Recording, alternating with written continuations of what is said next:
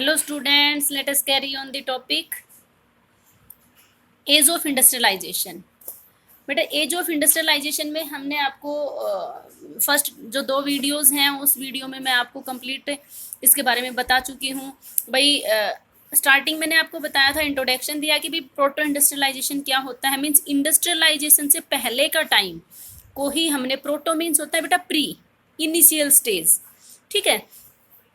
तो वो हमने समझाया। फिर मैंने आपको बताया था इस कंप्लीट चैप्टर को मैं दो पॉइंट ऑफ व्यू से पढ़ाऊंगी, या दो इसके पार्ट्स हैं इस चैप्टर के। एक तो था इंडियन पर्सपेक्टिव से और दूसरा था बेटा यूरोपियन पर्सपेक्टिव, और यूरोपियन में भी मेनली कौन सा है बेटा, ब्रिटेन के पर्सपेक्टिव से, ठीक है। तो उसी में हम यहाँ तक हम कर चुके थे मैनचेस्टर कम्स टू इंडिया। अब देखो मैनचेस्टर कम्स टू इंडिया, एक तो यहाँ पर बेटा ये हेनरी पटुल्लो है, इस इनकी एक स्टेटमेंट है कि भाई यहाँ इंडियन जो टेक्सटाइल है इसकी डिमांड कभी भी वर्ल्ड में कम नहीं हो सकती। हालांकि इनका एक्सपोर्ट है वो डिक्लाइन हो सकता है। जो गुड्स हमारे इंडिया से प्रोड्यूस हो सॉरी एक्सपोर्ट हो रही थी वो डिक्लाइन हो गई। 1811-12 में ये 33% हो रही थी, ठीक है। वो घटकर 1850-51 के आसपास लगभग 3% के आसपास रह गई। इसका मतलब है कि जो एक्सपोर्ट का जो परसेंटेज था वो डिक्लाइन हो गया है, ठीक है। 19th सेंचुरी में हमारे यहाँ पर ब्रिटिश गवर्नमेंट आ गई थी और कंप्लीट इंडिया था वो ब्रिटिश कॉलोनी बन गया था, ठीक है। तो उसकी वजह से हमारे यहाँ पर क्या प्रॉब्लम हुई थी बेटा, देखो अभी इंडियंस एक और ब्रिटिशर्स हमारे इंडिया में एक काम और स्टार्ट कर दिया था उन्होंने। भाई किसी भी तरह से अगर इंडियन जो आपका इंडस्ट्रीज थी वो इंडियन इंडस्ट्री अगर बहुत अच्छे से चलेंगी, क्योंकि इंडियन टेक्सटाइल की वर्ल्ड लेवल पर बहुत ज़्यादा डिमांड थी, बहुत ज़्यादा थी डिमांड। अगर, और मैंने आपको स्टार्टिंग में बताया था कि पूरे ग्लोबल लेवल पर अगर हम देखें तो इंडियन जो टेक्सटाइल था उसका वो टोटल वर्ल्ड जीडीपी में कितना बताया था बेटा मैंने, 20 से 24% के, 20-21 से 24% के आसपास। मीन्स बहुत ज़्यादा कंट्रीब्यूशन इंडिया का था। तो अगर इतना ही कंट्रीब्यूशन था, पहले तो क्वेश्चन इसमें 2-3 बन सकते, भाई क्यों था इतना ज़्यादा कंट्रीब्यूशन, क्यों था? क्योंकि यहाँ इंडियन जो मार्केट, इंडिया के कपड़े की जो क्वालिटी थी वो फाइन क्वालिटी थी, और वर्ल्ड के जो लग्जरियस जो लोग थे उन लोगों के अंदर हमारे यहाँ की डिमांड थी टेक्सटाइल की। अभी जब ब्रिटिश इंडिया है वो ब्रिटिश की कॉलोनी बन गया था, तो उनका काम था कि किसी भी तरह से, भाई उनका वहाँ पर इंडस्ट्रियलाइजेशन आ गया, वहाँ पर फैक्ट्री आ गई।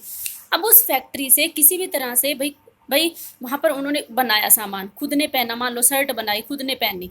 मैनचेस्टर वाला जो एरिया है वहाँ पर बहुत पहले सबसे स्टार्टिंग में वहाँ पर फैक्ट्री बनी थी, लगी थी, तो वहाँ सामान उन्होंने किया, खुद ने पहना। ऐसा तो है नहीं कि 2-2 3-3 शर्ट ऊपर नीचे पहन लेंगे। अब बहुत ज़्यादा जब प्रोडक्शन होने लग गया तो उसको कंजम्पशन के लिए कहीं ना कहीं मार्केट की ज़रूरत थी, इसलिए वो इस तरह के कंट्रीज़ में आए, हमारे इंडिया में आए। उसके बाद में अब उन्होंने और एक काम किया कि भाई अब इंडिया के माल की तो पहले से ही बहुत ज़्यादा फिनिश जो गुड्स था, सामान था, उसकी बहुत ज़्यादा डिमांड है। क्या किया जाए कि इंडियन जो सामान है उसके क्वालिटी को ना, उस एक्सपोर्ट जो कर रहे हैं उसको घटाया जाए, डिक्लाइन किया जाए। तो उन्होंने क्या किया कि भाई यहाँ से रॉ मटेरियल ही लेना स्टार्ट कर दिया, और रॉ मटेरियल को कहाँ भेजना स्टार्ट कर दिया, यूरोप में। और वहाँ यूरोपियन कंट्रीज़ में या ब्रिटेन में जो फिनिश्ड गुड्स था, वहाँ की फैक्ट्रीज़ में बना हुआ जो सामान था, उस सामान को उन्होंने इंडियन मार्केट में ला दिया। Export market collapse. देखो हमारे कॉटन वीवर्स ने क्या क्या प्रॉब्लम्स फेस की बेटा, भाई एक्सपोर्ट मार्केट कोलैप्स। भाई हमारे यहाँ से जो भी एक्सपोर्ट किया जा रहा था वो क्या हो गया बेटा, खत्म हो गया, बिल्कुल खत्म हो गया। यहाँ रॉ मटेरियल छोड़ा ही नहीं। मान लो कि भाई ये बिल्कुल वहाँ तो नहीं ले जा सकते, 2-4% छोड़ा, तो 2-4% जो लोग बनाने वाले थे वो बहुत ज़्यादा महंगा हो गया बनने के बाद में। भाई एक तो मशीन से कोई सामान बनाया जाए, और एक हाथ से, तो हाथ वाली कोई भी सामान होगा तो वो बहुत महंगा हो जाएगा उसके कंपैरिजन में, क्योंकि उसमें मेहनत ज़्यादा लग रही है। तो इसलिए उन्होंने सबसे पहला काम किया कि भाई एक्सपोर्ट मार्केट था ना उसी को ख़त्म किया जाए। लोकल मार्केट रैंक हो गए, लोकल मार्केट बिल्कुल एकदम सिकुड़ गए, भाई कुछ बचा ही नहीं था उनके पास बेचने के लिए, ठीक है। Being this complete with the machine goods, क्योंकि कंप्लीटली मशीन गुड्स आने लग गई थी, तो मशीन गुड्स आने की वजह से लोकल मार्केट जो यहाँ का था वो बिल्कुल एकदम रैंक हो गए। उसके बाद में इंडस्ट्रीज को भी प्रॉब्लम हुई थी। इंडस्ट्रीज को क्या प्रॉब्लम हुई थी? Problems of raw material. Industries को रॉ मटेरियल नहीं मिल रहा था। कैसे नहीं मिल रहा था भाई? यहाँ से रॉ मटेरियल, सारा जितना भी रॉ मटेरियल था, मान लो ये इंडिया है, इंडिया से सारा रॉ मटेरियल कहाँ जाने लग गया बेटा? ब्रिटेन जा रहा है। यहाँ ब्रिटेन जा रहा है, ये इंडिया है, इंडिया से सारा रॉ मटेरियल ब्रिटेन जा रहा है। अब इंडियंस बेचारे क्या करें? इनके पास में कोई मटेरियल ही नहीं है। वहाँ से फिनिश्ड गुड्स फिर से इंडिया में वापस आने लग रहा है। तो यहाँ पर इनके पास में रॉ मटेरियल नहीं था। फिर उसके बाद में इंडियन फैक्ट्रीज को भी बहुत सारी प्रॉब्लम्स को फेस करना पड़ा था। ठीक है, अब इसी में factories come up in India, came up in India. देखो, अब हम ये तो कह रहे हैं, बाकी 2-4% जो मैंने यहाँ बताया भाई, 2-4% कुछ सामान कुछ रख लिया, ठीक है, बट कम्प्लीटली उन्होंने सारा वो अपने अंडर में ले लिया था ब्रिटिशर्स ने।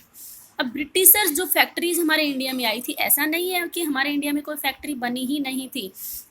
ब्रिटिशर्स की हेल्प से ही कुछ जो हमारे यहाँ इंडियंस थे, जो बहुत ज़्यादा समझदार और चापलूस टाइप के जो इंसान थे, उन्होंने ब्रिटिशर्स से ही बोल के कि भाई हम तुम्हारी हेल्प के लिए छोटी मोटी इंडस्ट्री सेटअप कर रहे हैं। ऐसा नहीं था कि इंडिविजुअली पर्सनली उनको ऐसा बोल दे कि भाई तुम फैक्ट्री सेटअप करो। नहीं, ब्रिटिशर्स बिल्कुल नहीं चाहते थे कि यहाँ कोई भी प्रॉफिट किसी को भी हो। वही चाह रहे थे सारा प्रॉफिट ब्रिटिश गवर्नमेंट को हो, क्योंकि उन लोगों, ब्रिटिश ईस्ट इंडिया कंपनी पर किसका हाथ था? सीधा ब्रिटिश पार्लियामेंट का। और वो यहाँ से जो ट्रेड करवा रहे थे ब्रिटिश से, ब्रिटिश गवर्नमेंट उनको सपोर्ट करती थी। और यहाँ इंडिया से जो थोड़ा बहुत सामान जो हाथ से बन रहा था, उसके ऊपर उन्होंने भारी टैक्स लगा दिया, टैक्स बैरियर्स लगा दिए। बाहर बिक नहीं रहा। इंडिया की कंडीशन, इंडिया के लोगों की कंडीशन ऐसी थी नहीं कि वो उस सामान को खरीदें। इसलिए इंडिया के जो वीवर्स थे, पीजेंट्स थे, छोटे मोटे जो लोग थे, उनको बहुत मिजरेबल कंडीशन फेस करनी पड़ी थी। ठीक है, अब यहाँ पर जो फैक्ट्रीज आई थी वो उनकी हेल्प से ही आई थी। मैंने पॉइंट नोट करने के लिए लिख दिया कि याद हो जाए, हेल्प ऑफ ब्रिटिशर्स। भाई उन्होंने ये कहा कि भाई हम तुम्हारी हेल्प के लिए, मान लो भाई वो कॉटन का कपड़ा बना रहे हैं, तो उन्होंने कह दिया कि हम तुम्हारे लिए धागे बना देंगे। धागे के लिए भाई हमने अपनी फैक्ट्री सेटअप कर ली। तो इस तरह से 2-3 पॉइंट है ये याद करने के लिए। फर्स्ट कॉटन मिल बॉम्बे में कब हुई थी? ध्यान रहे, ये ब्रिटिशर्स की हेल्प से और ब्रिटिशर्स के कंट्रीब्यूशन से इंडिया में सेटअप हुई थी। वहाँ जो मैनचेस्टर में जो सेटअप हुआ था, उसी तरह की मशीनरीज यहाँ ब्रिटिश गवर्नमेंट ने यहाँ पर सेटअप कर दी थी। बट ये कंप्लीट इंडियन फैक्ट्री नहीं थी, ध्यान रखना। ठीक है, फर्स्ट जूट मिल बंगाल के रिसरा में लगा दी थी 1855 में। फिर उसके बाद में एल्गिन कॉटन, ये वन वर्ड के लिए इंपॉर्टेंट है बेटा, कानपुर में। फिर उसके बाद में कॉटन मिल इन अहमदाबाद में 1861 में। अब उसके बाद में देखो बेटा, weavers and spinning mills in Madras began production in, ये भी मतलब वो नोट करने का, ये यहाँ तक याद करने के पॉइंट्स हैं। अब इंडिया में जो फैक्ट्री सेटअप की किसने की, कहाँ से उनको पैसा मिल रहा था और कौन वहाँ पर काम कर रहा था? तो कुछ बहुत बड़े जो अच्छे घराने के जो लोग थे, उन्होंने इस काम को स्टार्ट किया कि भाई किसी तरह से, ऐसे तो हम बिल्कुल हाथ पे हाथ रख के तो बर्बाद हो जाएंगे। तो ये कुछ नाम हैं जिन्होंने फैक्ट्रीज को सेटअप किया। द्वारका नाथ है, दिनसा पतित है ये, ठीक है, जमशेद जी टाटा है ये, सेठ हुकुमचंद जी हैं। ध्यान रहे, सेठ हुकुमचंद से रिलेटेड क्वेश्चन पूछा जाता है। Setup first Indian jute mill in 1917। Jute mill setup कर दी थी बेटा इन्होंने 1917 में, इंडियन थी। अच्छा, अब कैपिटल कहाँ से मिल रही थी बेटा इन लोगों को? पैसा कहाँ से मिल रहा था? कंप्लीटली तो सारा ट्रेड ब्रिटिश गवर्नमेंट के साथ हो रहा था, बट कुछ जो 2-4% रोक लिया जाता था सामान, वो चाइना के साथ भी वो अपना कुछ सामान को ट्रेड करते थे। कुछ अदर कंट्रीज थे, जैसे बर्मा था, मिडल ईस्ट था, ईस्ट अफ्रीका था, वहाँ के कंट्रीज के साथ में भी इनका कुछ तो हल्का चोरी छिपे इनका कुछ व्यापार हो जाता था। ठीक है, अच्छा उसके बाद मेड इंडिया इंटरप्राइज। अच्छा, जो ये काम करने वाले थे, ये सारे जो जिन्होंने फैक्ट्री सेटअप की थी, वो इंडिया को एक वो जो काम कर रहे थे, वो जूनियर प्लेयर की तरह से काम कर रहे थे। इंडियंस एंटरप्रेनर्स जो वो काम कर रहे थे, वो सारे किसके लिए कर रहे थे? एक जूनियर प्लेयर के रूप में रोल प्ले कर रहे थे। ठीक है, कि भाई हम तुम्हारी हेल्पिंग के लिए, मतलब कुछ इंडिया को, हालांकि इनका मकसद तो क्या था भाई, इंडिया को किसी भी तरह से मतलब एक जूनियर प्लेयर के रूप में खड़ा किया जाए, कि जैसे ही बड़ा सीनियर किसी तरह से किसी और काम की तरफ भटकता है तो हम उनकी जगह ले लें। मीन्स भाई जो वहाँ ब्रिटिश गवर्नमेंट की जो फैक्ट्रीज थी, जो उन्होंने सेटअप कर दी थी, उन फैक्ट्रीज में कुछ भी प्रॉब्लम हो जाए तो जस्ट हमारी फैक्ट्री वो काम करने के लिए तैयार है। वो जूनियर प्लेयर के रूप में काम कर रहे थे। दे अर्न थ्रू दिस, इससे कुछ पैसा भी कमा रहे थे और उनका एक विजन भी था डेवलपमेंट का, ठीक है भाई, इंडिया को एक डेवलपमेंटल प्रोग्राम के लिए। तो पैसा तो वो अपने ट्रेड रेट से थोड़ा बहुत कमा लेते थे। अब कॉलोनियल कंट्रोल भी, मतलब हालांकि थोड़ा बहुत कुछ कॉलोनियल कंट्रोल भी था ट्रेड पर, बट बहुत सारे प्रॉब्लम्स भी होते थे, difficulties for the traders increase. हालांकि इन ट्रेडर्स की बहुत ज़्यादा प्रॉब्लम्स थी और उनको वो बढ़ती ही जा रही थी, क्योंकि उनके पास जरा सा भी मटेरियल नहीं छोड़ते थे। और ब्रिटिशर्स तो ये सोचते थे कि किसी भी तरह से मतलब यहाँ का कंप्लीट एक्सप्लॉयटेशन किया जाए, यहाँ का पैसा कंप्लीट यूरोपियन कंट्रीज में जाए, ब्रिटेन में जाए। जो वर्कर्स थे, ये तो आपको पता है, ये जो वर्कर्स होते हैं जहाँ भी सेटअप किया उसके आसपास के अराउंडिंग्स के जो लोग थे वो काम करने के लिए वहाँ पर आए जाते। District industrial region, peasants, artisans who were unemployed, मतलब वो उसके में काम, जैसे बॉम्बे का एग्जांपल दे रखा है, रत्नागिरी के आसपास डिस्ट्रिक्ट के वहाँ पर काम करने के लिए आ जाते थे। अब ये जॉबर्स कौन होते हैं, पहले तो ये देखो भाई जॉबर्स कौन होते थे। जॉबर्स कौन होते थे बेटा? Old servant and old trusted and all trusted people, old servant, old trusted and a person with authority and power, means जॉबर आप ये समझिए कि किसी भी फैक्ट्री में काम करने वाला पुराना आदमी हो गया, जॉब दिलवाने वाला जॉबर, जॉब दिलवाने वाला जॉबर। भाई कोई कंपनी है, मान लो कि भाई आपके दादा परदादा थे किसी कंपनी में, गांव से निकलकर आज से 50 साल पहले कहीं काम करने के लिए निकल गए। अब उन्होंने क्या किया कि भाई उस कंपनी में और वर्कर्स की ज़रूरत है, तो उन्होंने एक जॉबर का रोल प्ले करके अपने गांव से, अपने एरिया से जितने लोगों की काम की ज़रूरत थी उन लोगों को काम के लिए कंपनी में ले गए। ये काम होता था जॉबर का, ठीक है। Helps in getting new recruitments, में नई जॉब के लिए वो उनके लिए काम करते थे। ये क्वेश्चन अब बहुत ज़्यादा इंपॉर्टेंट है। ये क्वेश्चन ये पूछता है और क्वेश्चन पूछा भी जा रहा है, भाई सिचुएशन ऐसी थी, बिल्कुल एकदम एंटी सिचुएशन थी, why Indian industry grow in that tough competition, इतना भारी कंपटीशन था पर फिर भी कैसे इंडियन इंडस्ट्री ग्रो कर रही थी, या पेकुलरिटीज ऑफ इंडियन इंडस्ट्रीज, भाई किस तरह से इंडियन इंडस्ट्रीज थी वो ग्रो कर रही थी, उसकी सिचुएशंस बताइए कैसे। Different segments of the industrial venture, means यहाँ पर ये था कि वो किसी एक काम के लिए फिक्स नहीं थे। मैंने आपको जैसे पहले बताया था अभी 1 मिनट पहले कि भाई जैसे ब्रिटिश गवर्नमेंट क्या कर रहे थे, कपड़े बुन रहे थे, तो उन्होंने क्या कहा कि भाई हम धागे बना देते हैं। मैं डिफरेंट सेगमेंट्स ले लिए उन्होंने, हम कोई फिक्स नहीं करेंगे और उनके आपके बराबरी में काम नहीं करें, हम तो आपके लिए एक जूनियर प्लेयर की तरह से काम कर रहे हैं। इस तरह से उन्होंने बहुत सारे एस्पेक्ट्स ले लिए। यूरोपियन मैनेजिंग जो एजेंसीज थी उनके अंडर में काम कर रहे थे इंडियन बिजनेसमैन, ठीक है, बस ये समझे। एक तो इस तरह से भाई ये वो मतलब डिफरेंट जो वेंचर उनके अकॉर्डिंग उन्होंने काम किया। दूसरा, स्वदेशी मूवमेंट जब हमारे इंडिया में आया था, स्वदेशी मूवमेंट, उससे हमारी इंडियन इंडस्ट्री बहुत ज़्यादा बूस्टअप किया था इंडियन इंडस्ट्रीज ने, ठीक है, क्योंकि जब इसमें ये था कि भाई मेड इन इंडिया का सामान है वो यूज किया जाए। फर्स्ट वर्ल्ड वार जैसे हुआ उस टाइम भी बहुत ज़्यादा हमारे यहाँ पर मतलब ये था कि भाई ब्रिटिश जो गवर्नमेंट थी, ब्रिटिश गवर्नमेंट उसमें स्टार्ट हो गई अपना सारे हथियार वगैरह बनाने के लिए, उसमें कंप्लीट इन्वॉल्व हो गई। तो हमारी इंडियन जो इंडस्ट्रीज़ थी, जो यहाँ पर अभी मैंने पीछे बताया कि यहाँ जो द्वारकानाथ और ये जो इंडस्ट्री जो इन्होंने सेटअप की थी, ये इंडस्ट्रीज़ वाले ये तैयार बैठे थे, ये मैंने बताया यहाँ पर एक जूनियर प्लेयर के रूप में काम कर रहे थे। यहाँ पर इनको जैसे ही मौका मिला उन्होंने मेन प्लेयर का रोल प्ले करना स्टार्ट कर दिया। यहाँ पर उन्होंने जैसे ही देखा कि अब इंडस्ट्रीज़ को हम किसी तरह से डेवलप कर सकते हैं, तो वहाँ का मानचेस्टर डिक्लाइन हो गया। Indian mills recaptured home market, उन्होंने होम मार्केट को बहुत ज़्यादा, और यहाँ तो होम मार्केट को उन्होंने रिकैप्चर कर लिया था। हमारे इंडिया में भी उसका बहुत ज़्यादा प्रोडक्शन भी होने लग गया था, सब ये था, और उसका बाहर वाली कंट्रीज़ में भी इंटरनेशनल मार्केट में भी उनकी डिमांड फिर से बढ़ गई थी। यहाँ जैसे जो था, यहाँ जो कंडीशन मैंने बताई थी व्यूवर्स की कंडीशन, इस कंडीशन की वजह से तो उन्होंने होम मार्केट भी और इंटरनेशनल मार्केट दोनों ही उनका ख़त्म हो गया था, ठीक है। और एक उसके बाद में इसी का ही ये जो है फर्स्ट वर्ल्ड वार वाली कंडीशन में ये 3 पॉइंट हो गए, इनको एक्सप्लेन करके आप लिख सकते हो। यहाँ पर एक स्मॉल स्केल जो इंडस्ट्रीज़ हैं इन्होंने भी बहुत अच्छा रोल प्ले किया। भाई हालांकि स्मॉल स्केल थी, छोटा छोटा जो काम था, देखो ब्रिटिश गवर्नमेंट ने नए जो बड़े लेवल पर जो फैक्ट्रीज थी उन्हीं को अपने अंडर में लिया था, ना कि छोटी इंडस्ट्रीज़ को, ठीक है। तो स्मॉल इंडस्ट्रीज थी वो बहुत ज़्यादा, मतलब हर एक फैमिली से हमारे इंडिया में फैली हुई थी।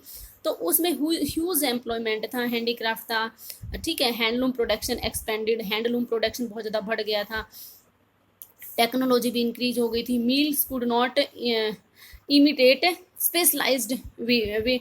अब हाँ, वेव्स, यहाँ पर एक चीज़ समझने की है भाई, मील्स में जैसे मान लो भाई कोई एक जैसे सामान बनेगा मील्स में, तो भाई मान लो एक साड़ी की का प्रोग्राम है कि भाई एक साड़ी बनाने, तो जितनी भी साड़ी बनेगी वो एक जैसी बनेगी मील में। तो जबकि हैंडमेड में क्या था बेटा, भाई उसका डिज़ाइन सब कुछ जो भी है आप अपने अकॉर्डिंग हर एक इंडिविजुअल में आप चेंज कर सकते हो, ठीक है। तो ये सारे फायदे हुए थे स्मॉल स्केल इंडस्ट्रीज़ के भी। तो इसलिए स्मॉल स्केल इंडस्ट्रीज़ की डिमांड थी हम वर्ल्ड लेवल पर। ब्रिटिशर्स ने बहुत कुछ दबाने की कोशिश की, पर फिर भी उसकी डिमांड कंटिन्यू थी, और जैसे ही मौका मिला तो हमारे यहाँ के लोगों, हमारे यहाँ के सामान की डिमांड इंटरनेशनल मार्केट में फिर से फुलफिल होने लग गई थी।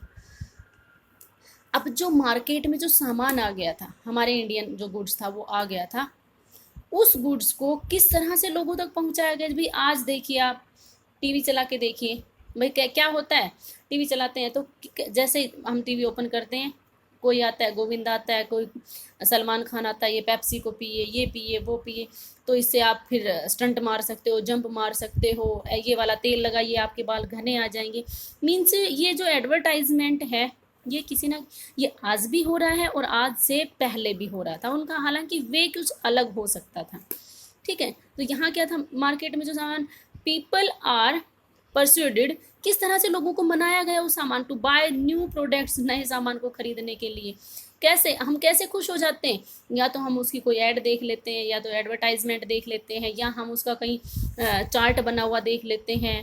मीन्स कहीं ना कहीं से हम उस चीज़ को देखते हैं, फिर हमें, क्योंकि भाई हम किसी चीज़ को देखेंगे तभी तो हमें पता चलेगा कि भाई हाँ ये सामान भी है।